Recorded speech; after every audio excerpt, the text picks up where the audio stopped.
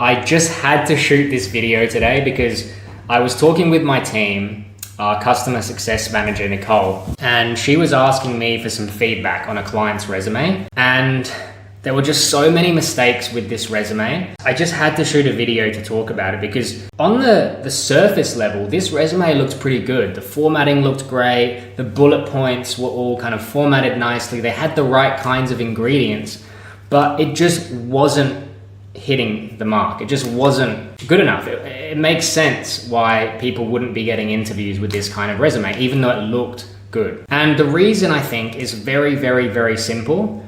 And it's the reason why a lot of people don't get interviews with their resume. So I want to explain how it works, in my opinion, and hopefully if you guys watch this, it's going to help you get more interviews, more jobs. So if we look back for a second, what basically happens when you go for a job is they'll look at your resume or your application or your LinkedIn, whatever it is. And the person hiring, they're going to look at it and they're going to, within maybe 5, 6, 10 seconds, they're going to decide, are you a good fit? And do they want to spend time interviewing you?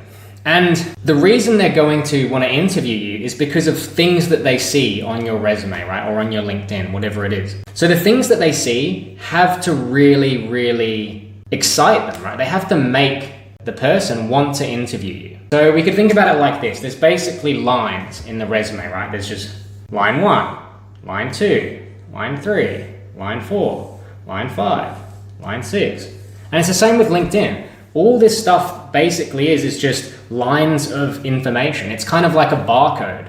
And we're just scanning it with our eyes. And we're going, is the information here? Does it make me want to interview this person? Yes or no? Does this information? No, that doesn't. No, don't care. Oh yeah, that makes me want to interview them. Oh, don't care. That, don't care. And don't care about that.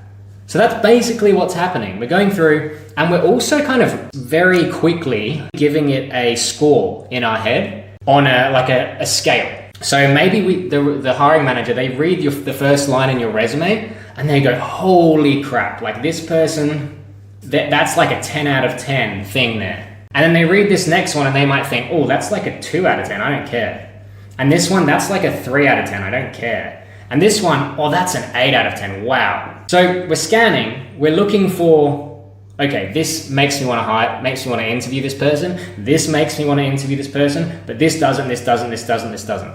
And all we're trying to do on the resume or the LinkedIn, we're just trying to put information here that's all just 10 out of 10. So when they read it, they go, I want to interview that person. And we want to avoid anything that's going to make them not want to interview us. And so the resume I was just reviewing before with our customer success manager, he had some great stuff in there. But honestly, when you look at the job he was going for and the resume, most of this stuff was just 5 out of 10, 5 out of 10, 5 out of 10, 5 out of 10, maybe even less. And some of it was just completely irrelevant. So what we want to do is we want to look at the job description or just the role responsibilities. So we want to look at this. Then what we're going to want to do is ask ourselves, why should they pick me for this job out of everyone else?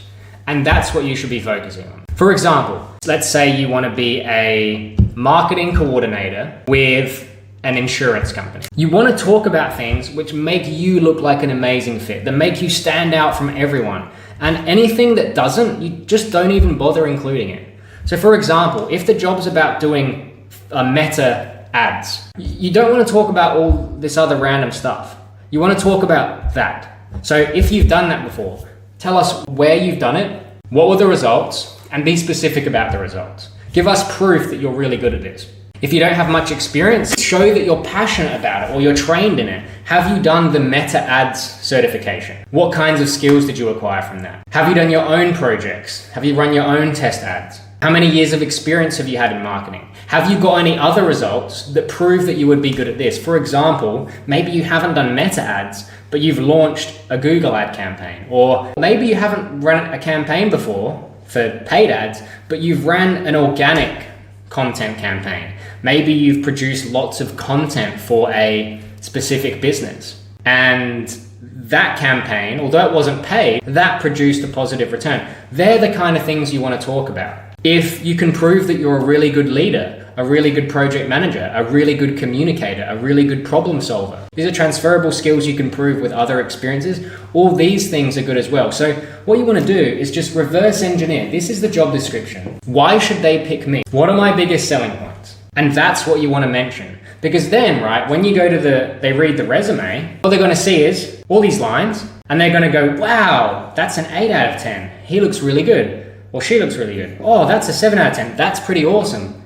Oh, this is a 9 out of 10. That's pretty awesome. So they're thinking, yes, yes, yes. And you basically, what you want to do with your resume is you want to maximize your score. So if you have 50 lines in your resume, you want to see how high can you get. Can you get 500? And if there's any line that's giving you very low scores or negative scores, because some lines, maybe there's something in here which is like, I really struggle with marketing and I really hate marketing, right?